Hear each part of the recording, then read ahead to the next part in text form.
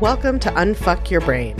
I'm your host, Cara Lowenthal, Master Certified Coach and founder of the School of New Feminist Thought. I'm here to help you turn down your anxiety, turn up your confidence, and create a life on your own terms, one that you're truly excited to live. Let's go. Sometimes, a conversation is so nice you need to have it twice. So I have been on Shani Silver's podcast twice, and it is high time that she was here. Shani is a friend of mine who I met when I went on her podcast. That's how I make friends these days. And she is I don't know what you would call yourself, like a single woman's guide to happiness extraordinaire, something like that. I'll let her introduce herself. She's an author, which is the most primary reason she's here right now. She has a new book out all about, the vaguest summary, embracing your singlehood, not waiting for a partner to live your life. She has very strong thoughts about online dating, which we will definitely discuss because I'm actually a fan of online dating. So we will get into all of that. Shani, anything in that, let's call delightfully rambling introduction that you want to add about yourself? I mean, my favorite introductions are the ones that my friends give me because we all like hearing about ourselves and I want to know what my friends think of me. But you nailed it. I mean, I'm an author and a podcaster, and I'm an advocate for a happy singlehood. I think that's the way I like to describe it these days. I think there's too much push-pull and separation and us versus them when it comes to being happily single and contentedly single and confidently single versus being on the hunt or wanting a relationship. I like to think that a happy singlehood and wanting a relationship can coexist beautifully. I know they can coexist because that's how I live every day. And I've seen too much separation between feeling good about your singlehood, enjoying it, treasuring it, and searching for a partner. And I want to kind of bridge that gap and help singles, particularly single women, find far more self-worth in their singlehood than we have been encouraged to have, because I think that self-worth contributes to an improvement in so many areas of life. And I include relationships in that too. So yeah, and as far as what the book is about, the book is... Okay, hold on. Let's not get to the book yet. So there's so much we could talk about. Let's just talk about something, because you just said something really important that I think is a place that we really converge and that listeners to this really need to hear, which is it's not only possible to have a happy single life and want a relationship, but in fact, that's the only way you're going to find a relationship worth having, right? This is one of the big things that I work with people on and that I teach and that people work on in the clutch in relationships or anywhere else, which is you have to learn how to at least accept and ideally see the good in and love things about your current situation if you want to actually be able to change it someday, or if you want to hold both of those things, right? Because you cannot go through your single and dating life telling yourself you hate being single and you hate dating and hoping to find a happy relationship that way. You're training your brain to look for all the bad things about your relationship life and your relationship status and your romantic persona and experience. And you cannot complain your way to a happy relationship. You can't complain your way to making money and feeling good about it.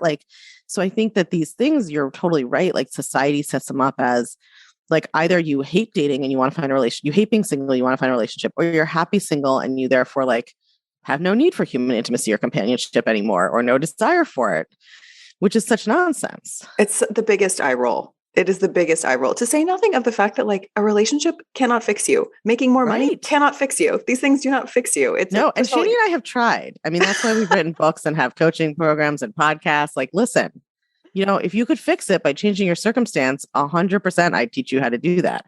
But that's not what happens, right? And I mean, I am definitely going through, when Shani and I met, was I with my former boyfriend when I met you? But I've been through both I was much more actively in the journey of working out, the stuff I need to work out to get into the kind of relationship I wanted. And I even being a coach and knowing this, I had no fucking idea. I did all of this work to love myself, love my single life, and become open to love. I mean, we can talk about this later, but a lot of the people who are looking for love and think that they're so open to love are actually deeply emotionally and commitment avoidant and are not available for it, really. But once I even became available for it, I would say it was 2 weeks of fun. And then my brain was here's all the shit you've been avoiding in intimacy and relationships. And I am now working through all of that stuff in the context of my relation. I had been in relationships before, but this is the most serious one I'd been in. it is not a fun picnic. And I miss being single. I love my partner and I could be single if I wanted. And I'm doing this work on purpose because I think this is where my growth is right now. But like, there's a lot of stuff I miss about being single. So you have to be able to love where you are, or you're never going to be able to change it, because just remember, you are training your brain to think a certain way. If you train your brain to think that your romantic situation sucks and you can't find somebody and there's not enough love in the world, and like, even if you end up in a relationship, you're going to be in a relationship with those same fucking thoughts. There's not enough love in the world. My relationship situation is a problem I need to solve. And you're not going to be happy that way either. I mean, do you find that like the stories we tell ourselves, the narratives we tell ourselves, however we came by them, whether we were socialized into them or bred into them or however they've been reinforced, do you find that they can sometimes literally close off your options from your viewpoint? There's so many different, totally. Not just love, but like so many different areas of life that like, if you let your assumed narratives lead, you can't even fathom different ones. Yeah, 100%. And I think part of what happens in everybody has different areas they do this in. For me, it was dating, but other people, it's like business or money or their profession or their creative pursuits or having kids or buying a house, whatever. The place where you have decided that the outcome has something to do with your self-worth or ego, right, is the place that you are not truly available to experience it. Like, you actually can't experience intimacy and what that means when you are using somebody else to prop up your own self-worth, right? When like dating or finding a partner is about finally being allowed to feel good about yourself. That's why you have to feel good about yourself in the front end, because otherwise what happens is you end up trying to date people because of what you think they will give you permission to think about yourself. And then it's not even really about them. And then you're not equipped for actual intimacy anyway. I mean, how many parallels can we draw between the dating industry and the dieting industry? Right. Totally. So talk to us about that. Yeah. You have a whole manifesto about this. Tell us. Oh, about the dating industry? About the dating industry and the dieting industry and how you see those. Because I think we agree on some of this and we have different thoughts on some of it. But so I want to talk about it. But like, tell us your theory. My direct experience is most heavily with the dating industry.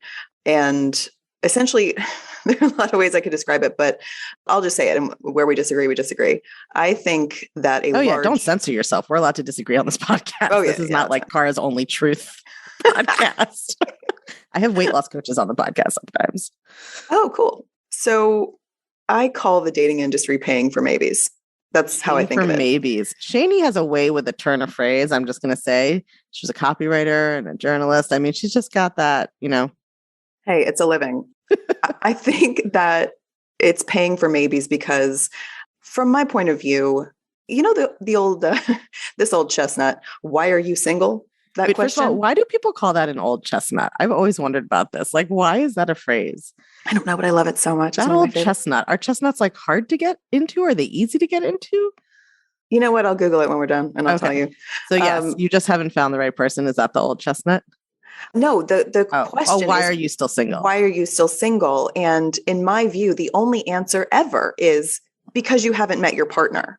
That's right. That's what I think the answer is. Mm. And yet the dating industry, first of all, I think the dating industry is incorrectly named because I think it's more of a focus on relationships and communication. And I mean, things that I've seen you do so beautifully, the way that you talk about communication and partnership and showing up for both yourself and your partner in relationship, things like that. These are beautiful things, right? And these are absolutely things that where coaching is so necessary and beautiful. But I don't believe that you can be coached into being in the right place at the right time to meet your partner. I just don't think you can. And I think that we're single because we haven't met our partners yet. Okay. So I want to talk about this because this is something where a place where I think we don't necessarily agree. And I think it's like an interesting conversation and I want people to hear the different perspectives on it. So I obviously think that, I guess there's a couple of places. I think, yes, there's some amount of, or probably there's some amount of timing or chance. I mean, on the other hand, people used to find their partners in a village of 100 people if that's all there was, right? So like, people have been falling in love and having sex in small and large communities for like all of human history. So to me, even if I'm going to say like, yes, okay, there's some element of chance. My personal experience is that, and with so many of my clients has been that the way you think about yourself and relationships impacts how you show up in dating. So I don't think that like, that's not a problem because we are always like operating to the best of our capacity and learning to evolve to the best of our ability. And I don't, so like when I look back at my dating history, I'm not like, oh, those relationships were wastes because I like hadn't fully worked out this stuff yet, or like because I was dating somebody avoidant. Like that was still a great relationship in some ways. There's a reason I was in it. I was getting something out of it. I cared about that person. But to me, like, I think there's so much, I don't know how to reconcile your idea of it's just timing when you meet the right person, it works, with my kind of experience that if you haven't done some work on your thoughts and your beliefs about yourself and your beliefs about dating, your beliefs about romance and whatever else, you are not showing up in a way that really will make you available for generally the kind of relationship you want. Like I would have said that I deeply wanted a relationship and like was so ready for intimacy and that's all I wanted. That's not really what was going on. Like, yes, there was some genuine desire for that, but also I had a lot of desire for validation and I had a lot of desire to be chosen. And I had a lot of like all this socialization and family and whatever stuff that I had to unpack, like my current partner. And that's not claiming, and I don't make a relationship success be like, you have to be together forever. But like this relationship is certainly the best I've had, the most honest, the most intimate, the most like moving towards things together. And I would never have dated this partner like 5 years ago, 10 years ago, 15 years ago. I would not have, I mean, literally, if somebody was too into me, I thought that meant there was something wrong with them, which is like a pretty common thing when you have low self-esteem. So I'm curious how you reconcile that. Like, do you think of it in a more globalistic way of like the timing includes the work you're doing so that you're in a headspace that you can connect with someone? I think what is meant for you will not miss you. And I think the narrative that tells single people, particularly single women, that they're not in relationships or they're not finding people because they haven't worked on themselves enough yet. I have a hard time with that. I have a really hard time with that. I think what comes into our lives, when it comes into our lives, is meant to be. It's bashert in a way. And you just said it. You're right. If this partner that you're currently with had come into your life in years prior, you wouldn't be in the relationship that you're in now. And timing has a lot to do with why you're in the relationship you're in now. And I agree with you in that any relationship we're in, it's never a failure. It's all an education. Whether we're learning about relationships, whether we're learning about ourselves, it's all an education. And I think what comes into our lives, when it comes into our lives, for the reason it comes into our lives, is meant to be there. And I just really don't like the narrative that if you're single and you don't want to be, hire this dating coach and they will help you find your partner. Like, I really don't like that. But I also equate dating apps with that. It's all, let's throw single women's money at the wall and see what sticks without really having to be accountable to that single woman who just gave us our money. That's where I have a hard time with the dating industry. If there was accountability. I would definitely distinguish between like Tinder and a mindset dating coach. Like to me, those are pretty different experiences and things with different levels of accountability to a person and different levels of priority. Like Tinder's just trying to make money, obviously. So that's whatever they're doing. I mean, ideally, your dating coach, or if I'm coaching someone on dating, or the dating coaches I know, are honestly don't really give a shit, actually. I mean, this is the secret of dating coaching. They mostly don't give a shit if you actually find a partner. It's just a vehicle to help you work on your relationship with yourself, which is let's call it that. Then let's call it that. Let's call it that instead of dating. But we're using the word dating because we know we're going to grab single women with that word because of the shame associated with being single. That's where I have. Yeah. I mean, I don't think it's always because of the shame. I think that most marketing, especially coaching marketing, this is something I work on in my marketing all the time, is like, how can you be as transparent as possible about what the true root of the problem is, while also acknowledging that other people who are full, it's like with diet culture and body positivity, like people who are fully enmeshed in diet culture cannot hear the message, you just need to learn to love your body and then everything's going to be great, right? It's like there's sort of this bridging of how to communicate in the same way that you actually, and I think you say very clearly, like, there's nothing wrong with wanting to be in a relationship, right? So if you want to be in a relationship and you're not, and for you, that's a problem in your life, to me, I think, I don't find like offering coaching or people going to therapy for it or whatever to be any more predatory than helping people, I don't know, build their business or like get a consistent exercise routine or like whatever else they want. And we're just not going to be like eye to eye on this, but I think I want to talk about something you brought up that I think is we are kind of aligned on, which is the difference between the narratives for single women and single men, right? And like why the sort of dating industry, I mean, there certainly are dating services or coaches or whatever aimed at men, but like not nearly as many. And so let's talk a little about that. Like, how do you see that kind of socialization being different and how does that show up differently? Oh, you mean the fact that single men are a catch and single women are a burden? Yeah, that one. Yeah. Or that single men are single by choice and that single women are single because something went wrong. Sure. Well, honestly, it kind of goes back to the dating industry because who can make money off of you if you're happy? But I mean, that would also appeal to men, right? So I don't think the dating industry didn't cause this patriarchal socialization. It's an outgrowth of it. Correct. No, the patriarchal socialization is what gets women to spend buckets of money on self-improvement of all kinds. And I use the word self-improvement in massive air quotes, obviously. But it's pretty basic. Go to Walgreens. Walk down the aisle that is intended for women and walk down the end cap that is intended for men. It's a double standard as old as time. It really is. That repeated reinforcement that single men are so valuable and single women are a dime a dozen. And I, by the way, I also find that reinforced on dating apps where our faces are being swiped through like a buffet. Mm-hmm. It's unnecessarily painful. It's unnecessarily reinforcing that single women have no value, that there are more where you came from. We are overabundant and single men are somehow rarities. But I really don't feel like there are different volumes of genders on the planet. I don't know. It's very small.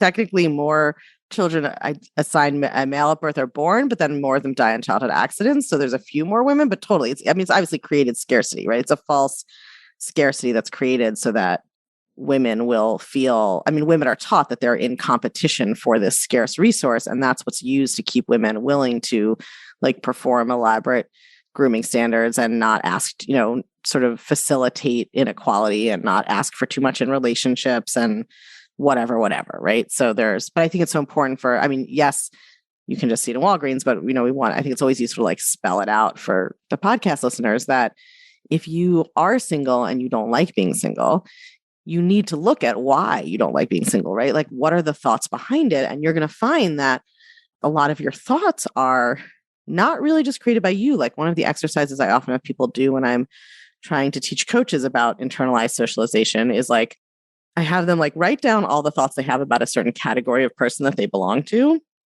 Could be single, could be married, could be a mom, could be your racial identity, your religious identity, whatever. What are all the thoughts you have about those types of people? What were you taught about that type of person? And now what are your thoughts about yourself? Notice how there's a lot of overlap there, right?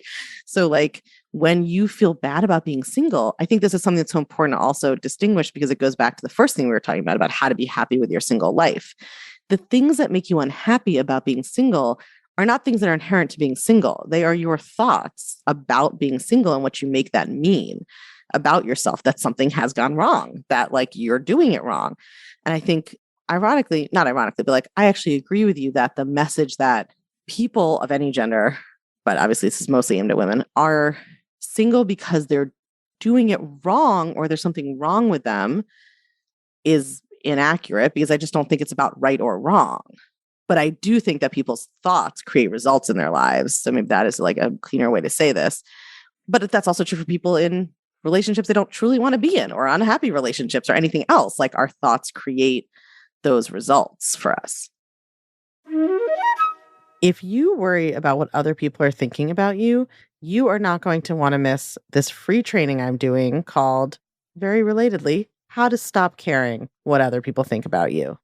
It's fine to want to get along with folks, to want people to have generally a good opinion of you. It's totally human and natural. But we all know that for many women, the fear of what other people think about them can end up becoming all-consuming, and it can really disrupt our self-esteem, our self-confidence, and our relationships with other people because we can't show up authentically and connect intimately and do our best work when we are constantly worried about what other people are thinking. So I am teaching this brand new free training and it's easy to join us. All you need to do is go to unfuckyourbrain.com/caring or text your email to +1 347 997 1784 and the code word is caring. It's happening June 6th at noon, but there's always a replay. So make sure you sign up. You are not going to want to miss it.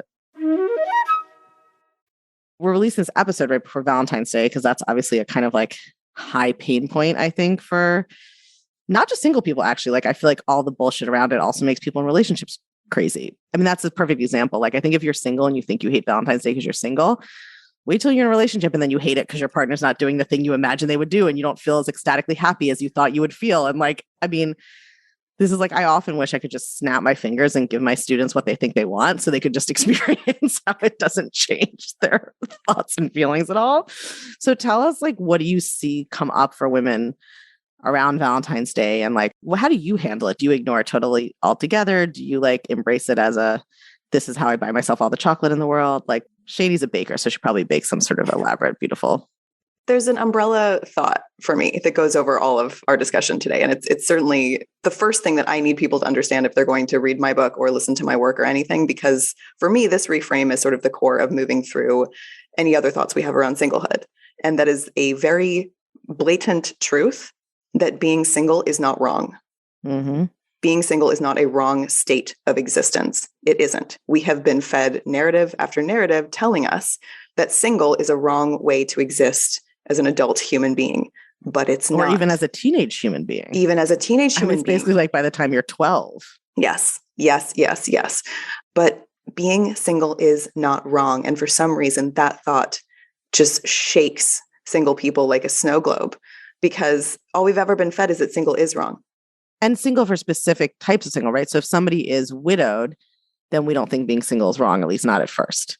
Right? Like if you play with the thought, it just helps you see what the judgments are that are embedded in it. Because like somebody who's alone on Valentine's Day may have incredibly self-critical, negative, sad thoughts if they think it's because they're unlovable and nobody loves them and they're not good enough and blah, blah, blah. But if they'd been deeply in love and the person had then suddenly died and they were single, they'd have a whole different set of thoughts about it. It's not the status of singledom that is making you feel the way you have. It's the stories we're fed about it and what we're told to think and believe about it, based on this sort of narrative, right? As you said, of like, it's okay. Like if you're widowed, then like you were doing okay. And then there was just fate involved, right? And obviously I'm not making light of the grief that widows experience. I have an amazing student who talks about that on her podcast, but just in terms of this like judgment around singleness, right? Yeah. It's like, if you went into the institution, then at least you like accomplish that, right? It's set up as this like achievement or accomplishment that you're supposed to be trying to get to.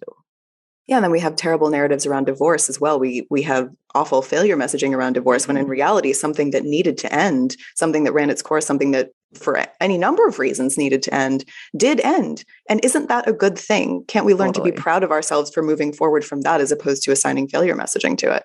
Yeah, but, I mean, that is like such I usually say you're in a relationship until you break up or one of you dies. But like every relationship ends in one of those two things. And when somebody passes away, if you don't happen to have broken up first, is total accident. Like maybe if we lived to 200, everybody would get to 150 and be like, oh, Jesus, I'm done. I'm out. Like humans can't stand each other for any longer than this. It's that whole idea that a relationship is an achievement or an accomplishment that then can be like tarnished retroactively or fail somehow, right? Because we're seeing it as like a thing to obtain rather than a relational experience with another human being. We are in multiple kinds of relationships already, unless we are hermits in a cave, in which case we're not listening to the podcast. Right? We might be hi if you are. Greetings. Yeah, I mean, hermit in a house sometimes. But like, I think all of that is what leads to this kind of orientation towards a relationship, as if it is this goal, this accomplishment, this thing you do or get, as opposed to like, you're just living your life. And then also, sometimes you have sex with this person or they're in your house. Like when you said a very important word. You said the word also, because it's not my life is incomplete or lacking or failure until I find someone. My life is whole and wonderful and as full as I choose to make it. And then when I'm in a relationship, I also have that relationship. It is an addition to my life rather than completing some fictitious missing piece. Right. And you have to create that for yourself. If you are like, this is a place your thoughts create your results also. Like if you are sitting around being like, well, no, my life isn't full because I don't have a partner. No, your life isn't full because you're like not traveling because you don't want to travel and see the couples and see how you, and then feel bad about it. You're not whatever lifting weights, even though you kind of want to deadlift because you have thoughts about what the men in the gym will feel, whatever is like going on, that you are sort of delaying and putting off your life until you're in a relationship. That's the reason your life doesn't feel full. It's not because you don't have a partner.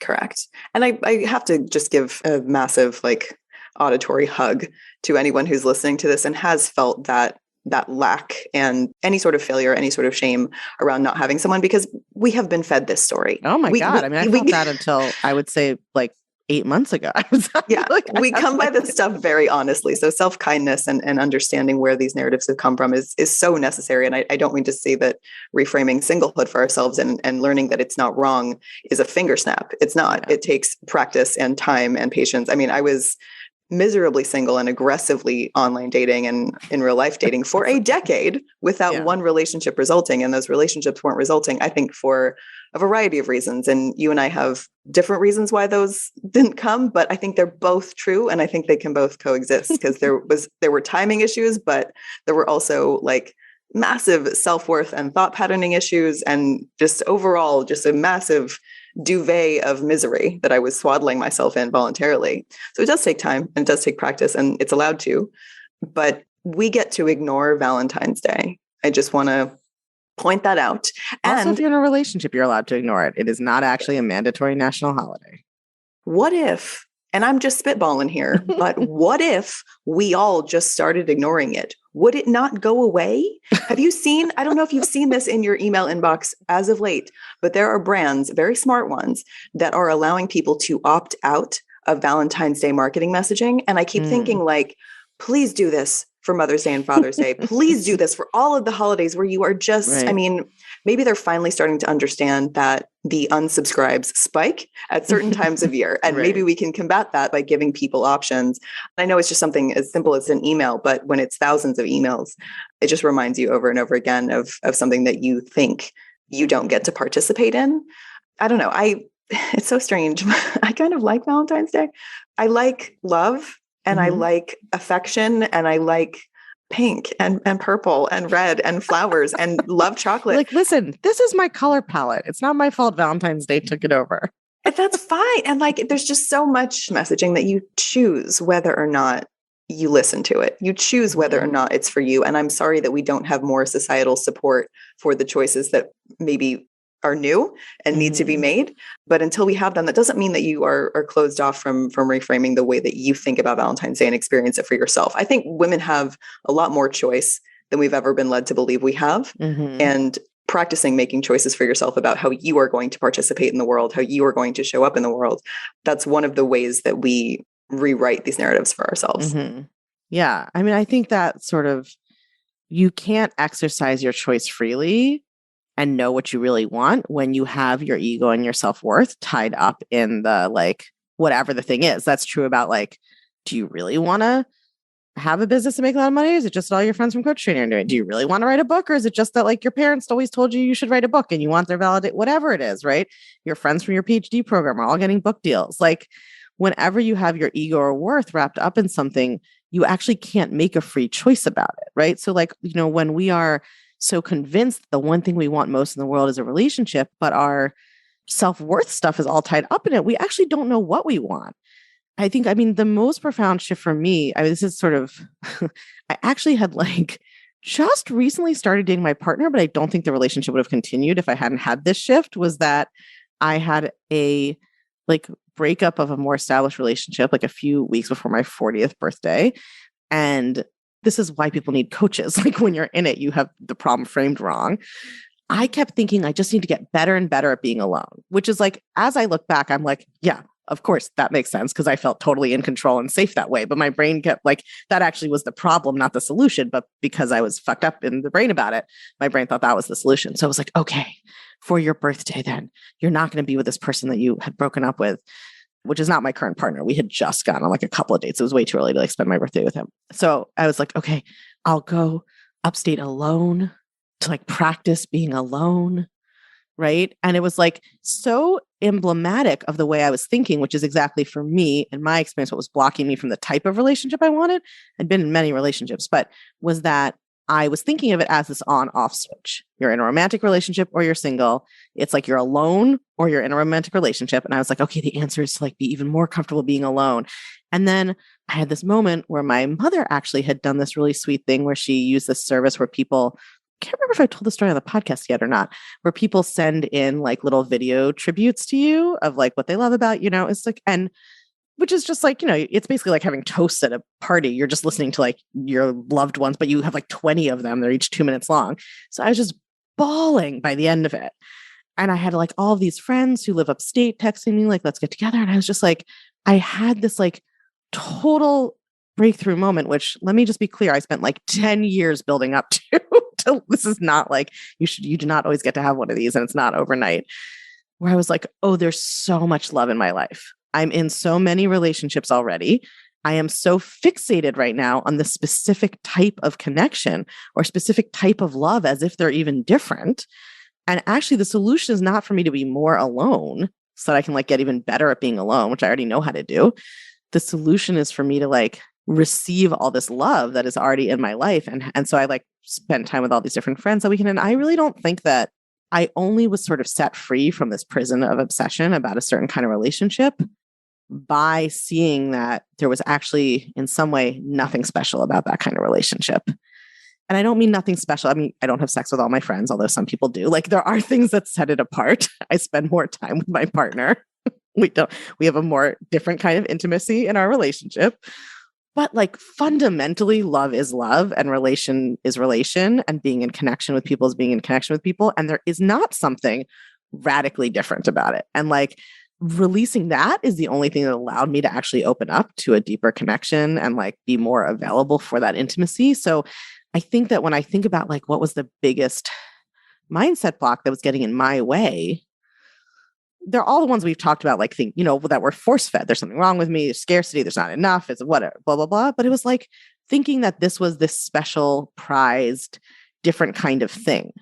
Well, why wouldn't you? We've exalted romantic partnership above everything. Totally. And balance is like out the window. Totally. Yeah. I'm not saying it's not like a mystery why I thought this, but I'm just saying but I want to offer to the people listening who maybe have never considered that, like, who still have that thought process, because that's what we've been taught.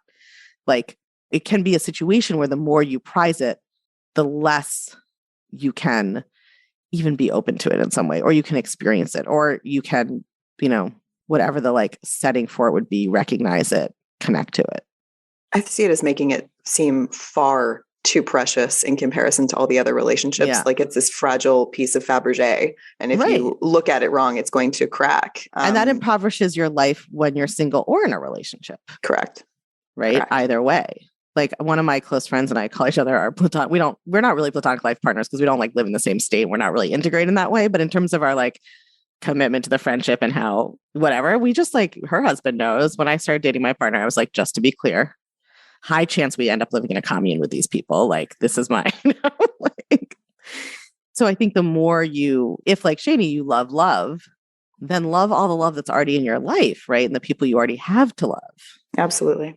Absolutely. Okay. Tell us about your book and where to get it. Well, I was going to tell you this. If you are worried that you have ego around book publishing, just self-publish one, because the amount of heavy lifting and solitude that is involved in publishing a book, you're not going to do that if it's just an ego move. It's too hard. It is just too hard. Yeah. Like there's no way. So my book is called A Single Revolution. Don't look for a matched light one. And I wrote it for anyone who's exhausted. I wrote it for anyone who has been on the dating grind for years, who has been putting in effort and seeing zero ROI on it for years. Anyone who is exhausted and fed up and just spent. It's for anyone who spent. There is so much joy and fulfillment and wholeness and beauty in single life that we're ignoring because we're so laser focused on finding a partner because we think that's going to fix us or whatever reason it is. We think we ascend to some other plane of consciousness as though you're like in a different, it's like you think you skip over in the multiverse or something. Your life single is your life with a partner. Yeah. Is your life with 3 partners or 0 partners or 12 chickens or whatever. Like it's most of your time is with yourself and in your own head, no matter what. Yeah. Right. So like, how do you make that a beautiful place to live? And if you occasionally have somebody else there you also have sex with, great. And you can do both. That's the other thing this book does. You have to do both. You have to do both. You have to locate your happiness within your singlehood. It's I should rephrase. You don't have to do both. You can just be single, but you can't be in a relationship and skip this part. Yeah. That's what I mean when I say you have to do both. You can do whatever you want, but if you ever do want to be in a happy relationship, that is going to be intrinsically connected to happiness in your single life, happiness with yourself, because relationships may come and go, whatever it is, whether it's your thought work or timing in the universe or however you choose to think about that, or the perfect person. And then, you get hit by a bus, whatever. Those things can always happen. So you can't base your willingness to live your life fully on like what your romantic status is.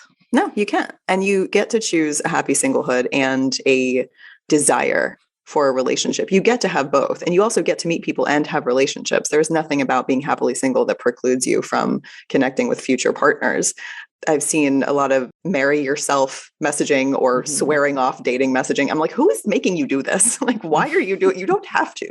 Like, they're not exclusive. You get to be a happy, content, confident, joyous single person and really look forward to your next relationship at the same time. And this is a book that I hope teaches us how to do it. And there's a lot of shedding of shame involved. There's a lot of increasing our self-worth and decentering the overimportance of dating, the overimportance of that romantic partner to find more balance and to just, I want people to know that they're allowed to love their single life.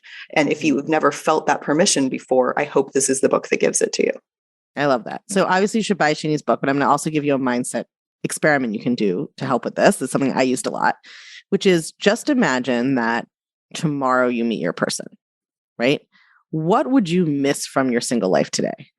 Like imagine that you met your person and now, yes, you have sex and love and intimacy. And also you have to agree on what to have for dinner and they want to live someplace you don't want to live. And you have to have their ugly, lazy boy chair in your apartment. And like, sometimes they're cranky and you have, right, like whatever it is, like just imagining that, because what happens is we think like, it's never coming. I'm never going to get, it's this like far off thing that we're idolizing. And then we're blind to the beauty of our current present experience, which listeners of the podcast know, right? That's where all suffering is resistance of what is, right? Non-presence in the moment. So I found that a useful kind of hack for the brain is just imagine you met that person tomorrow. Like, how would you enjoy your last single day? What would you do today that would, make you appreciate so much the beauty, joy, control of being single and only having to please yourself and getting to do whatever you want?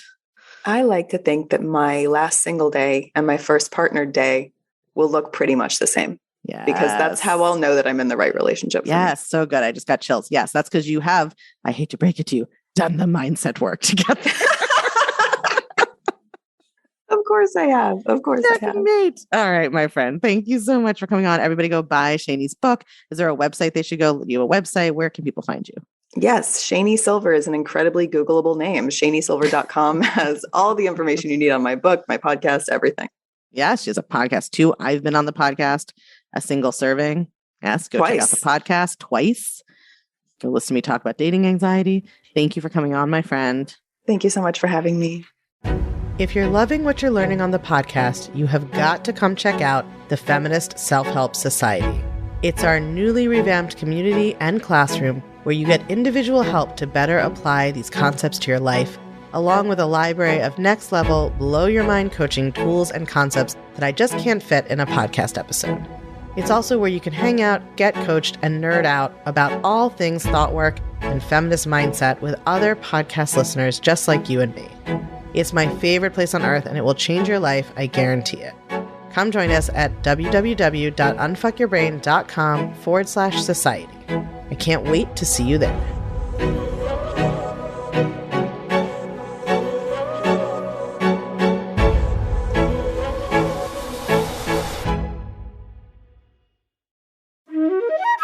Don't forget, I am teaching my brand new, totally free training, How to Stop Caring What Other People Think, on Friday, June 6th at noon.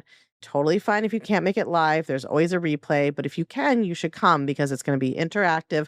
We're going to be doing some coaching exercises, and I'm going to teach you how to retrain your brain to focus less on what other people think about you and more on building up your own confidence so you can go out and be whoever you want to be without spending an iota of your time worrying what other people think about it.